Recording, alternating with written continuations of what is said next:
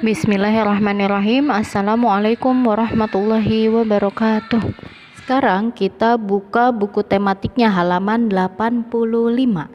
Nah, kalau kemarin-kemarin kita sudah belajar tentang kekayaan dan kebudayaan Indonesia, itu ada tarian daerah, ada permainan-permainan tradisional, dan sekarang kita akan membahas tentang tradisi-tradisi yang ada di Indonesia. Salah satunya adalah lompat batu di Nias.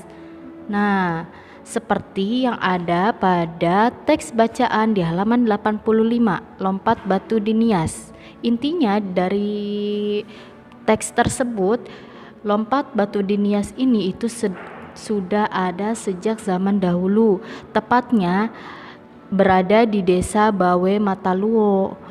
Nah, fungsi dari lompat batu di Nias pada zaman dulu itu adalah melatih diri agar kuat dan mampu menembus benteng lawan yang cukup tinggi untuk dilompati, karena pada saat itu sering terjadi peperangan antar suku.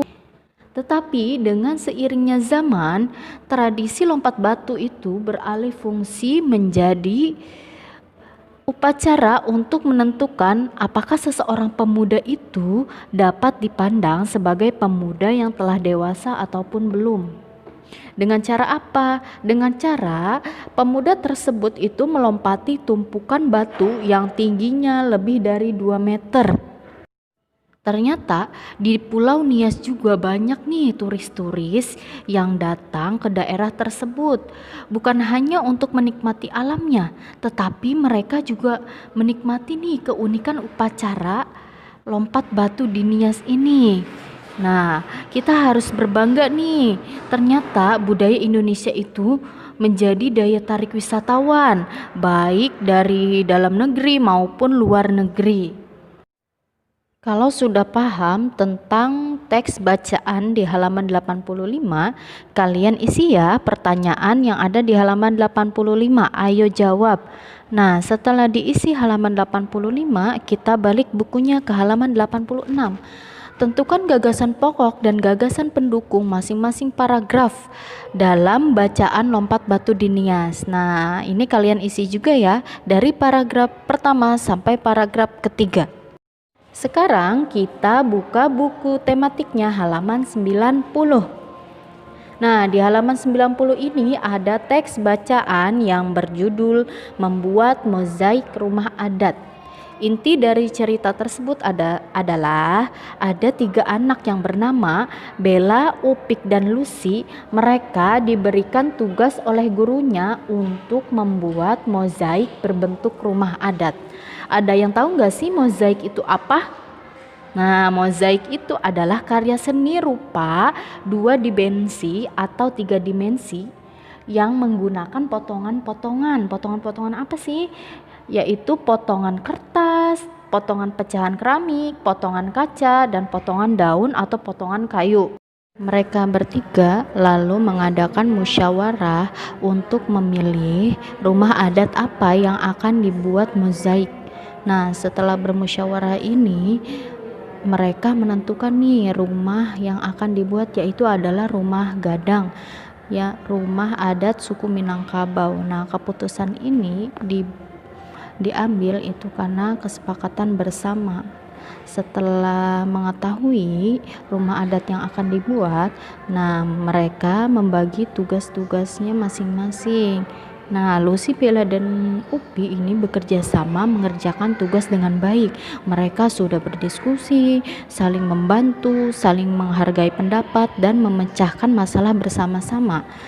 Nah, setelah dipahami dari teks bacaan tersebut, kalian buka halaman 91 dan kerjakan latihan dari nomor 1 sampai nomor 8. Berilah tanda centang untuk pernyataan yang sesuai dengan bacaan dan tanda silang untuk pernyataan yang tidak sesuai dengan bacaan yang berjudul Membuat Mozaik Rumah Adat.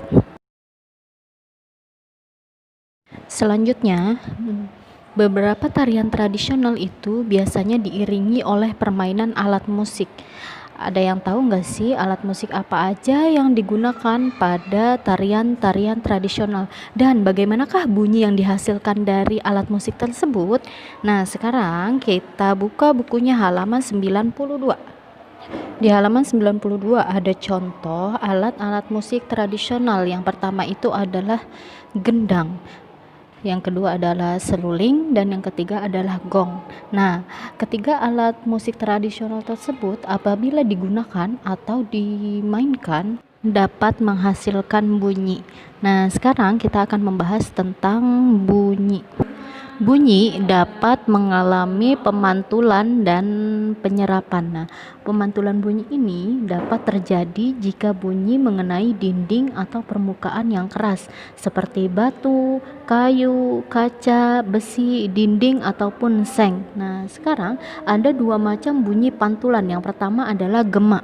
Nah, gema ini bunyi pantul yang terdengar lengkap setelah bunyi asal. Contohnya, jika kalian berteriak di sekitar tebing pegunungan ataupun di dalam gua, nah maka suara teriakan kalian akan terdengar menggema.